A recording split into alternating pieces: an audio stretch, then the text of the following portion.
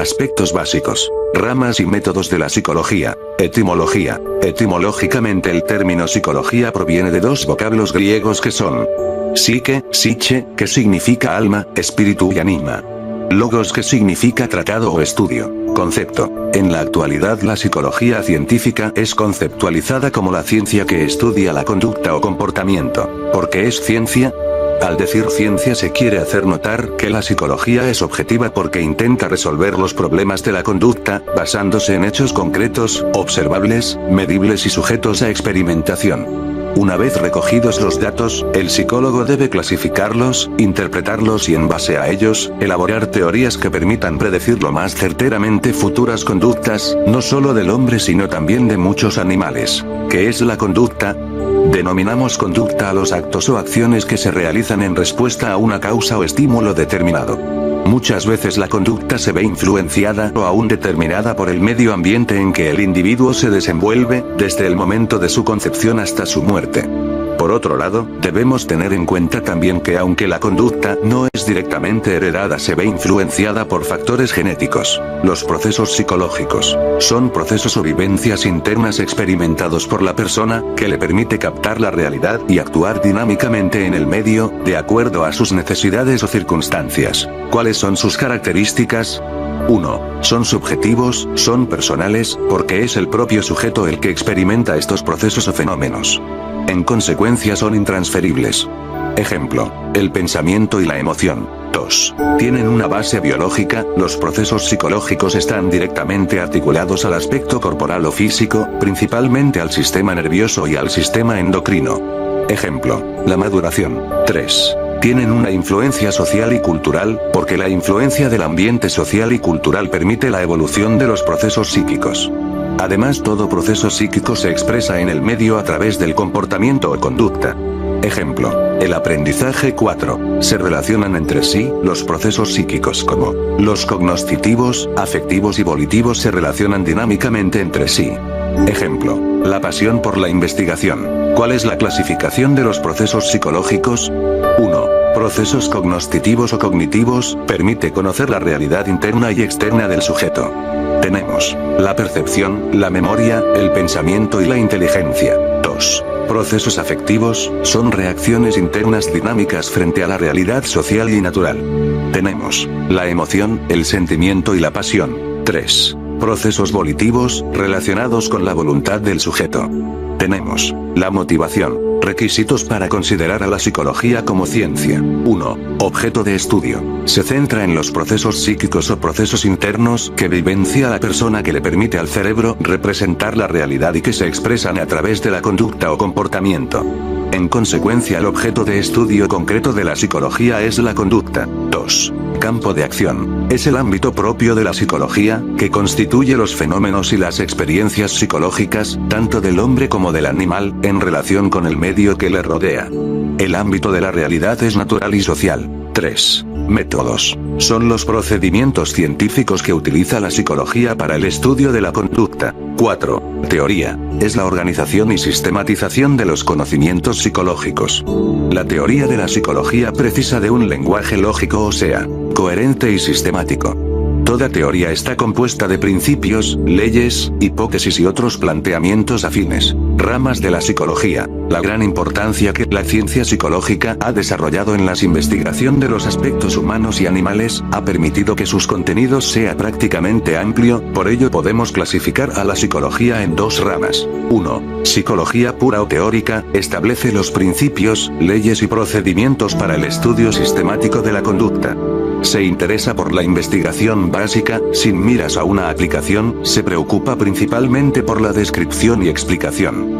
Se lleva a cabo para probar una teoría.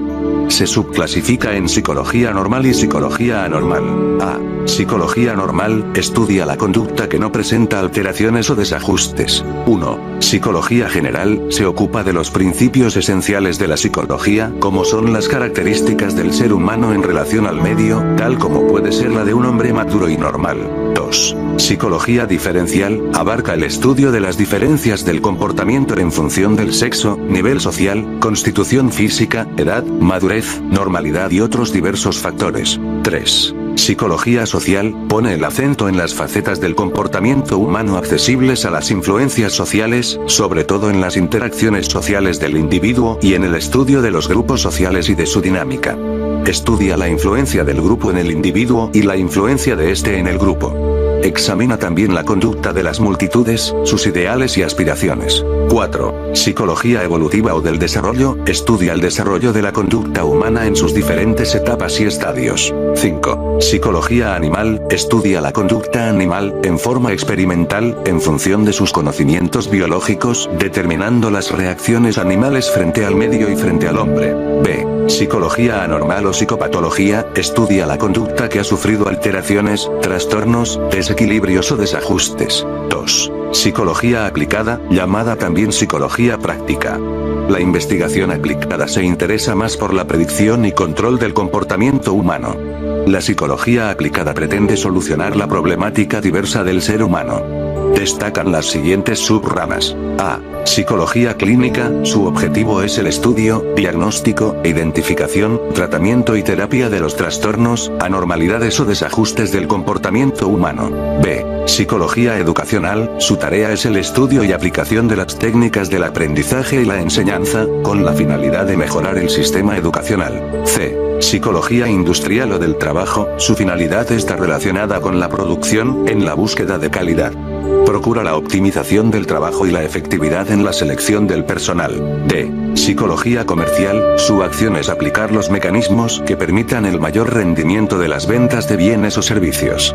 La publicidad es su mayor aliada porque persuade o convence al consumidor. E. Psicología jurídica, empleada por los magistrados en el tratamiento de las conductas ilegales o delictivas, en cualquier proceso jurídico, cuyo objetivo es la aplicación de las leyes. F. Psicología penitenciaria, aplicación de los procedimientos de readaptación social a los condenados a pena privativa de la libertad, logrando de esa manera la resocialización o readaptación de los internos. Métodos de la psicología, son los procedimientos científicos que utiliza la psicología para el estudio de la conducta, principalmente del ser humano, de esa manera fundamentar sus afirmaciones de manera objetiva y concreta.